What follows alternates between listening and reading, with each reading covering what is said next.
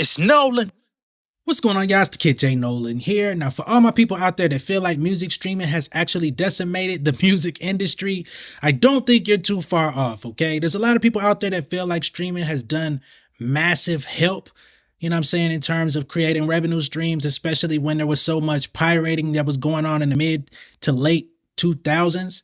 You know, when you got into like 2008 up to around 2012, 2013, there was definitely a lot of music piracy going on. There was a lot of music that was floating around for free, a lot of different file sharing websites and torrent sites that were just putting out whatever was coming out. I understand that that had its effects, but at that time, people were still pretty much accustomed to buying music. A lot of people try to act like piracy was just killing the industry, but people were still selling massive records. There were still artists that were selling 200,000, 300,000, and they weren't necessarily the biggest stars in the world. There was others that were selling 100,000, 80,000. Once Spotify came into the landscape around 2012-ish, people got introduced to listening to music for free because you could sign up on Spotify for free. You could sign up and do a premium account. That was a small fee, you know what I'm saying? They were charging people, what, $8.99, $10 a month. Then all of the artists on the platform, all of the labels, everybody was going to have to try to get their share of their royalties based on subscriptions. It's still that way to this day.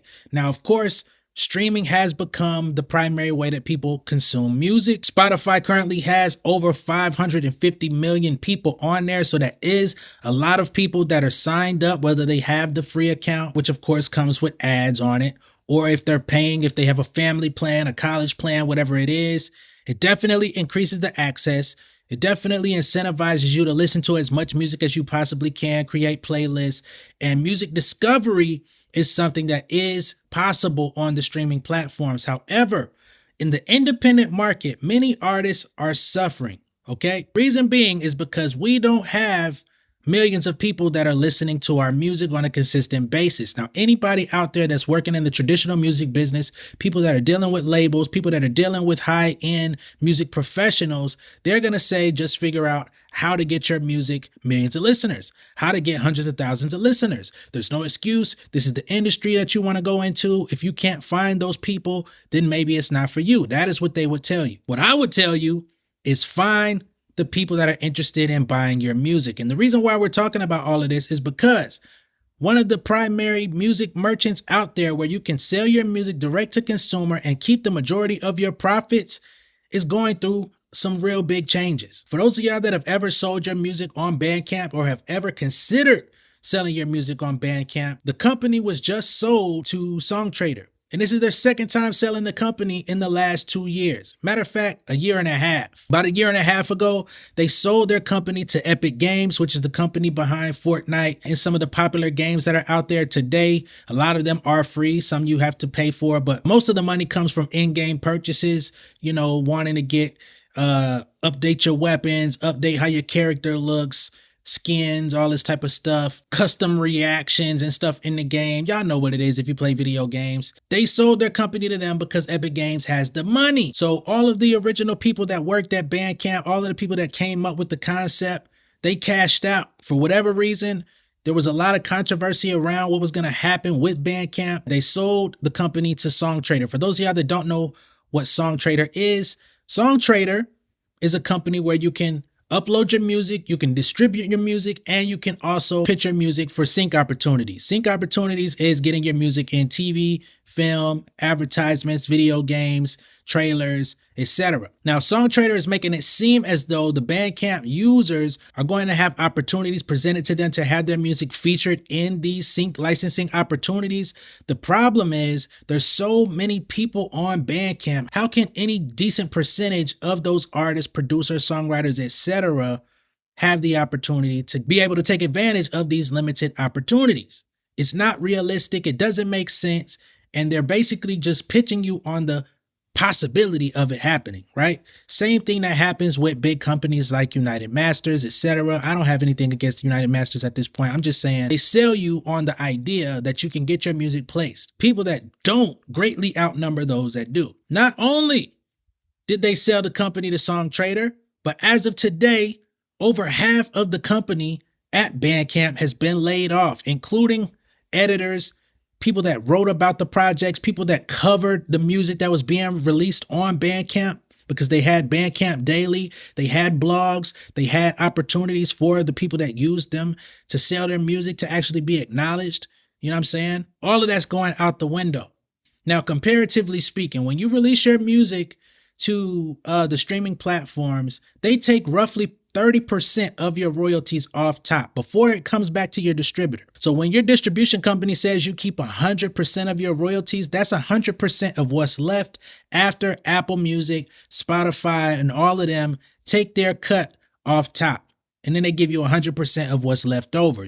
There's no way to negotiate it. That's the service fee that they have. You release your music on a Bandcamp, they only take 15% at most of your sales. So if you make $100, they take $15, you keep $85. And for the past few years throughout the pandemic, they also introduced Bandcamp Fridays, where you were able to keep up to 93% of your sales. So for anybody that's wondering why I'm talking about this or why it's important, you got to understand Bandcamp Fridays is something that's kept independent musicians able to make money off of their music for the past 3 years. There's no other platform out there that's going to allow you to keep 93% of your actual revenue, period. So I don't know how long they're going to be able to hold up. I don't know if Songtradr is going to be able to find a way to make things work with Bandcamp, if they're going to find an effective way to integrate both of these companies together, incorporate the music from Bandcamp, because Songtradr doesn't even have a lot of sync licensing opportunities available to you. That's one of the big issues. I've been signed up on Songtradr for probably 8 years at the least. I've never even landed a sync placement through Songtradr. People I know have.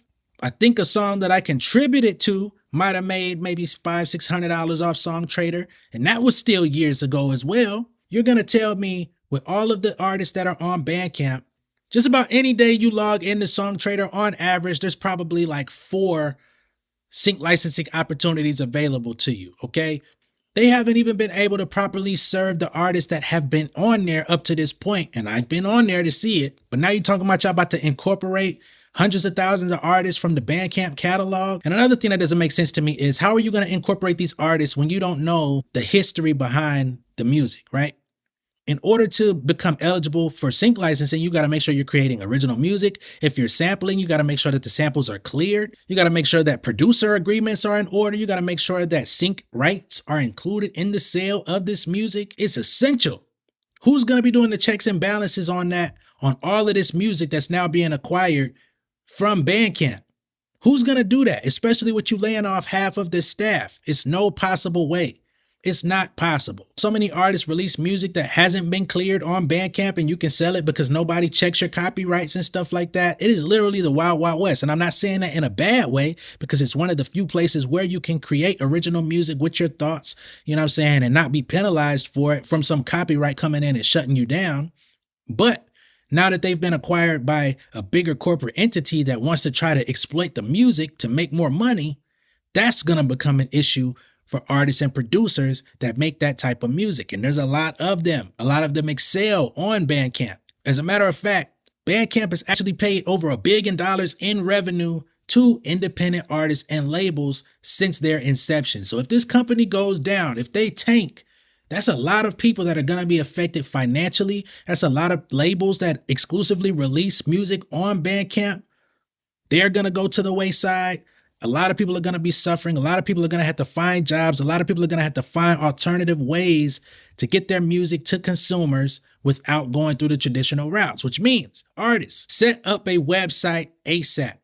I've been telling y'all for a long time to get a website, sell your music directly through your website. I'm not telling you not to release it in streaming, right? What I'm doing right now is proof of concept. I have a new album that's about to drop on November 1st. It's called Southside Nolan.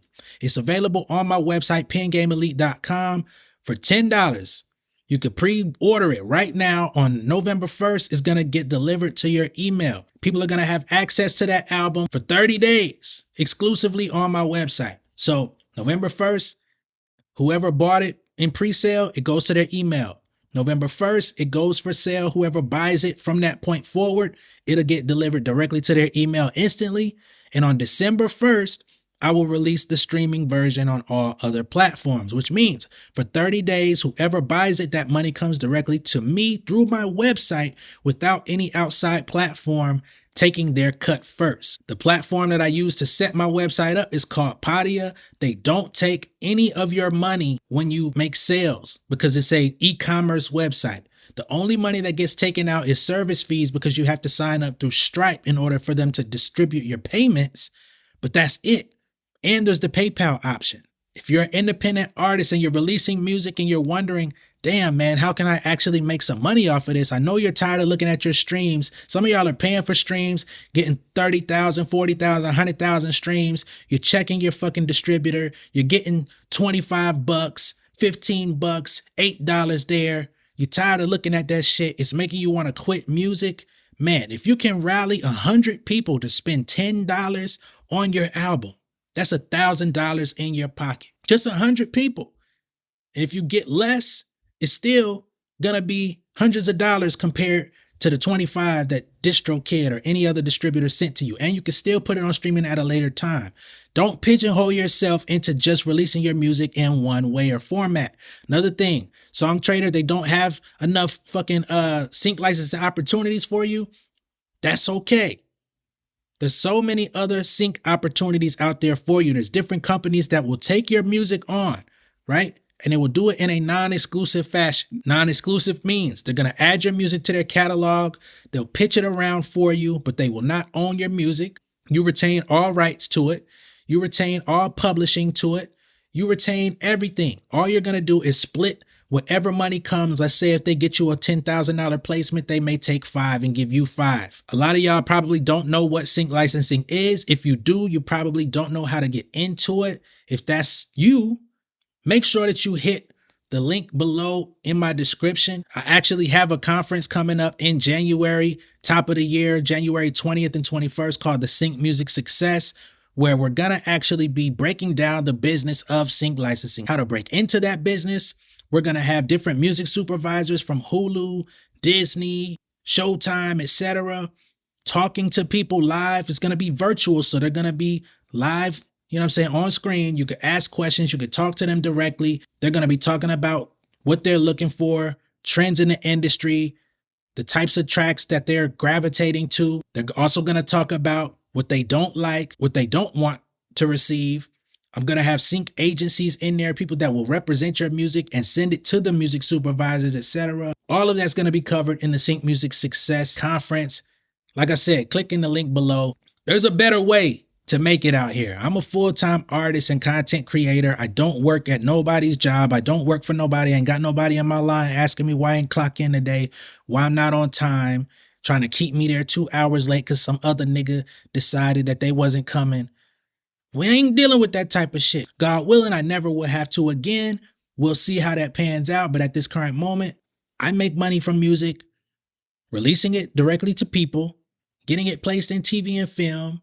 I write songs for people that don't know how to write music. And I have a book as well called The Pen Game Portfolio that breaks down my entire analysis of how to become a full-time artist and songwriter in this industry by yourself, without no manager, without no booking agents, without motherfuckers that's in your pockets taking money from you, taking a percentage, and they didn't contribute to shit you did. The book is only $25. That shit is super affordable. There's people out here that really want to see you guys win. I'm one of them. You know what I'm saying? I'm not saying you have to go through me to find success. I'm just saying I'm offering these things for y'all because I'm really passionate about this shit. I talk about entertainment. I talk about the stuff going on in the news. That's what brings people to the channel. That content generates more views, more eyeballs. But at the core, I got on YouTube really to talk to you guys. Unfortunately, that content didn't pick up as fast. So I try to make these videos when I can, when I feel compelled to. And I try to let y'all know from the bottom of my heart that you can do it. But you're going to have to modify the way that you look at things. You're going to have to modify your perspective. You're going to have to modify your music in some ways. Everything that you make may not be sync friendly. Everything that you make may not be accessible to the masses, right? And you're going to have to understand, maybe I need to reach for a smaller crowd, a crowd of people that are going to live and die with my music. How do I do that? How do you market yourself from that perspective, right? So again, it's a mental shift that needs to happen for a lot of artists. Everybody's not going to be Drake, 2 Chainz, Big Sean, Kodak Black. That's not in everybody's cards, but that does not mean that you can't find success in this industry with substantially less people paying attention. All right?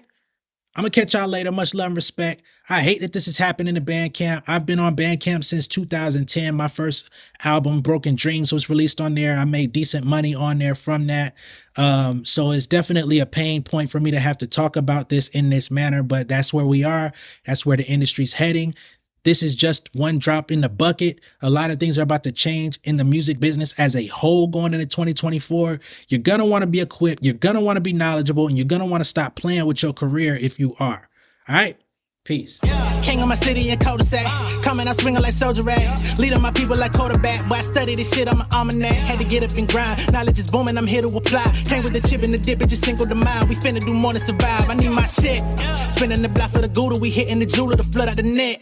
We don't do beef for computers, I'm straight out the sewer. We come when you rest. Niggas be looking perplexed, so keeping my foot on their neck.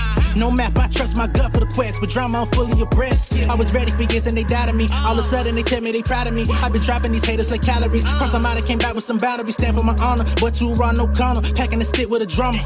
Wanna catch my bad, won't fumble. I done came too far to be humble. New day, let's get it.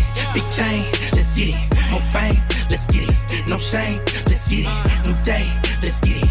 Big chain, let's get it. More fame, let's get it. No shame, let's get it. I got 'em, get checked, no problem. Motivate like Wallow, chick gon' follow.